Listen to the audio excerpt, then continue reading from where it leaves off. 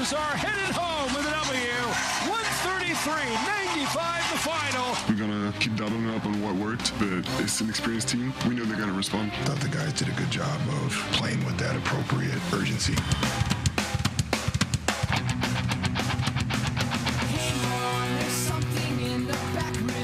NBA playoffs are on ESPN Radio. Catch postseason action on ESPN Radio and the ESPN app, presented by San Antonio. But was that a rule for all Minneapolis and Minnesota residents? Go to sleep early because the T-Wolves got absolutely annihilated last night, 133-95 against the Spurs. What the heck happened to your team? Not you're rooting for the team in your town, I should say. I don't even know if they made it to the arena, honestly. I don't know what that is. You should have stayed home. Especially after the intensity they had in game one, Anthony Edwards coming back, that was such a shock. And you could tell that they played off that energy. I think the biggest concern for Minnesota isn't that you lost to the Spurs. To me, it's not even the margin of victory, Michelle. It's the fact that you never fought back. And if I'm San Antonio, now I'm looking at game one as sort of an anomaly, a fluke. That doesn't represent who they are. And if you're Minnesota, you got to really bounce back in game three because I don't know what that was last night. Yeah. I like how we're trying to characterize game one, because watching this last night, I thought, okay, game one was a learning lesson for San Antonio. That was a fact-finding mission for them, because after the game, De'Aaron Fox and Wemby were talking at their locker, and De'Aaron Fox said that everything that happened in game one was, quote, very fixable for San Antonio.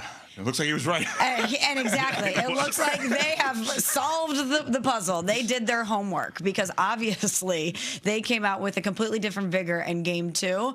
And it's funny to think that we were even kind of debating yesterday whether or not this could be a sweep for San Antonio after what we saw yesterday. Stop there for a second, if you may. I'm sorry. I don't want to interrupt. No, but go ahead.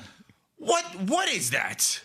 How did we even Did you not think about that last night, though? Like, how could we even have entertained it? I said to Nuno on the way in this morning. Yeah. We love Perk. Perk's amazing. He came in with us, and he was unbelievable. He was telling – Myron would have loved this. He was telling us a story about this piano in this hotel room he was staying at. And all of us – he was very confused by an enormous piano in a hotel room. Kendrick Perkins telling that story is just gold, right? So we love Perk. Yeah. A sweep? But here's why. He said that the T-Wolves could sweep. But here's why. Because they have had an answer for everything that has ailed them so far these playoffs. They are tough. They are physical. You say they're fearless. I think they are. And they are. And I just think that we have been intoxicated by them and what we've seen. And knowing that Ant's minutes were going to increase as he is working back from that injury, I think a lot of us want to go there with him, and we want to go there with them. And it was not dismissive of San Antonio, certainly not dismissive of Wemby, but I just think we've been very impressed by the tenacity that we've seen from Minnesota so far these playoffs, which is why we entertained it. But it was foolish and a waste of time for us to even entertain it. And that's no disrespect to Perk. It's more of a tip of the cap to San Antonio. We should have factored that in more. So it was disrespectful to San Antonio a little bit, right? I mean, that we just kind of went into that mode. I will say this. Minnesota knows how to win ugly. I think that if you've watched them all season, that is their best trait. Like, if you get into a fight in the phone booth, that's who they are. But in a matchup like last night, where you just have to be really good offensively and defensively against an elite team, they're not as good in those situations. But to me, the biggest concern if you're Chris Finch is, did your guys quit on you? Did your guys feel like, hey, we got one in game one, who cares what happens in game two? Because if that's the case, that's the worst mentality to take into game three. Well, okay, two different things. Did they quit on you? Major statement you're making, or question you're asking. Getting one in San Antonio, as Pat Riley always says, the series doesn't start till a road team wins. Well, a road team won. So, the series started, and Minnesota did their job. Totality, the two games, Minnesota did their job. They now get to go back home. We would assume Ant-Man would probably re-enter the starting lineup at some point here. But just factually, last night, no San Antonio player played more than 26 minutes. They didn't need to, Myron. 26 minutes total. I said going into the game last night, I could see Wemby with a 40-20 game. Well, he played 26 minutes and he had 19 and 15. If he played 40 minutes, he may have gotten there. So I wasn't that off with that in that scenario. And Ant-Man only had 12 in 24 minutes. Minnesota had 35 total points in the first half as a point of comparison. San Antonio had 3 quarters in this game with 35 points or more. Minnesota was terrible last night. They were asleep. That said, Myron, they did their jobs, no? In total? Because they got one? Yeah, right? I mean, they did. But I think, Michelle, my concern would be it looked like those were two teams in two different clubs. Like it looked like San Antonio was in that OKC class. Maybe you put New York in there based on how they're playing. Minnesota didn't look like they could keep up. And we just talked about the Detroit Pistons coming back from down 24 against Orlando, and that's setting the tone for Game 7. To me, if you're Minnesota, that has to be the real concern. You just got destroyed. I don't know if anyone cares about Game 1. Yes, it even the series, but what attitude do you have in Game 3 after a loss like that?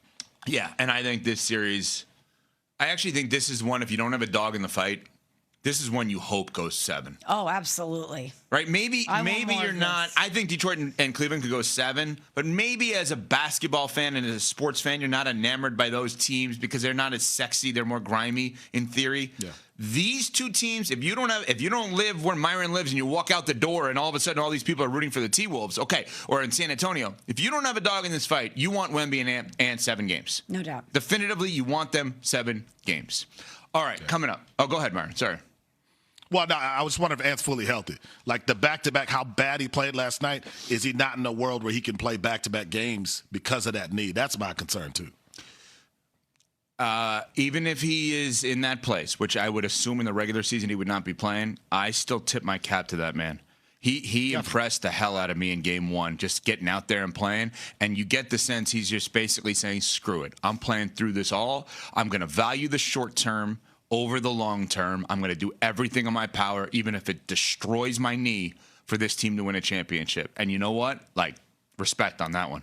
Wemby talking about De'Aaron Fox. Both of those guys kind of struggled in Game 1, 21 combined points on 32% shooting. Different story in Game 2. Wemby had 19 on his own, Fox with 16 more, much better shooting. Important to note, neither of these guys took a shot in the fourth quarter with the game completely out of hand. Here's the Inside the NBA crew with more on this one. I think they came out and they really attacked the paint. They did a great job of getting downhill. I think 12 of their first 13 points was in the paint. And so it established their presence, and then they allowed the crowd to get into it.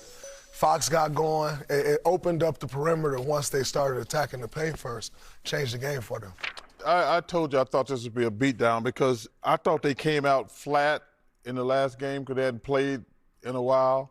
And tonight, the only difference to me, their energy level. It was like night and day compared to Game 1. The aggression from De'Aaron Fox and Castle, just was constant.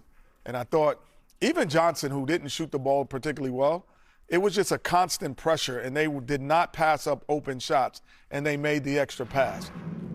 The Lakers and the Thunder, they play Game 2 tomorrow. The Thunder lead that series following their 18-point win last night. Now, the Lakers, they struggled with their offense, which at times has been a bit of a theme in the absence of Luka Doncic. He's been out about a month with a hamstring injury, and on that front, there is no light at the end of the tunnel.